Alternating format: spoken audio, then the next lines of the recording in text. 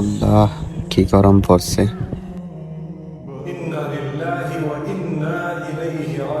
ইন্না লিল্লাহ।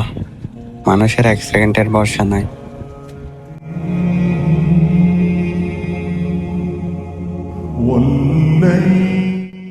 কি হয়েছে তোমার, দৌড়াচ্ছ কেন?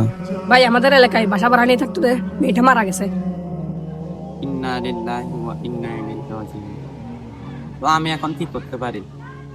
ওর তো এখন আত্মীয় স্বজন নাই, তাই আমরা এলাকাবাসী ভাবছিলাম ও যখন আমাদের এখানে ভাড়াটি ছিল আমাদের গুরুস্থানে তাকে খবর দিতে। তো আপনি যখন দায়িত্বে আছেন, তো আপনি যদি অনুমতি দিতেন তাহলে ওকে খবর দিতেন আর কি। কবর দিবা? এটার জন্য আবার অনুমতি লাগে? যাও গিয়ে কবর পুরোগা। আর কেউ কিছু বললে বলবা আমি অনুমতি দিয়েছি। ও তো আমাদের এলাকার কেউ না, তবুও আপনি অনুমতি দিয়েছেন, তাই আপনাকে অনেক ধন্যবাদ। কি যে বলো না, একজন মুসলিমের পাশে যদি আরেকজন মুসলিম না দাঁড়াতে পারে তাহলে কিসের মুসলিম না? যাও গিয়ে কবর পুরোগা।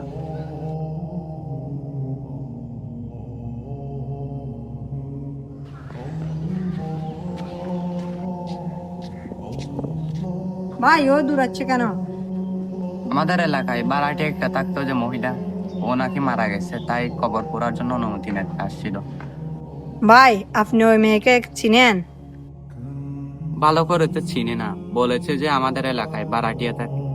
ভাই ওই মেয়েটা তো টিকটক করে, যাত্রা ফেলা যায়, নাচানাচি করে। ভাই আমি আর কিছু বলতে পারতেছি না। এ কি বলছো তুমি? ভাই আমি যা বলতেছি সত্য বলতেছি। না, আমার বিশ্বাস হয় না। জানি আপনার বিশ্বাস হবে না, দেখেন ভিডিওগুলো দেখেন।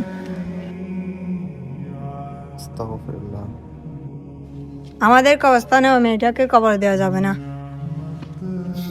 তুমি কি খবর দিতে দিবে না? আমি তো দিব না। এটা আমি কি করলাম? কোন বাসটা নিলে ভালো হবে?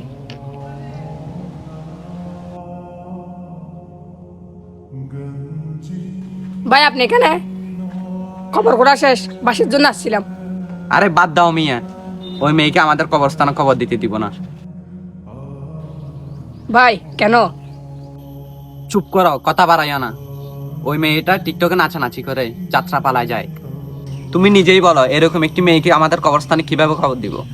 আমি দেখেছি মেয়েটা টুকটাক নাচানাচি করে, কিন্তু কিন্তু কি, আমাদের কবরস্থানের জায়গা আছে, কিন্তু তাকে খবর দিতে দিব না। দুনিয়ার মানুষ দেখুক, শিখুক, খারাপ খারাপ মানুষ মৃত্যুবরণ করলে তার সাথে কি হয়। তো ভাই এখন আমাদের কি করা উচিত? এখন আর কিছুই করার নাই। পুলিশকে কল করো, বলো এখানে একটা লাশ পাওয়া গেছে, ওকে নিয়ে যাওয়ার জন্য। আসো।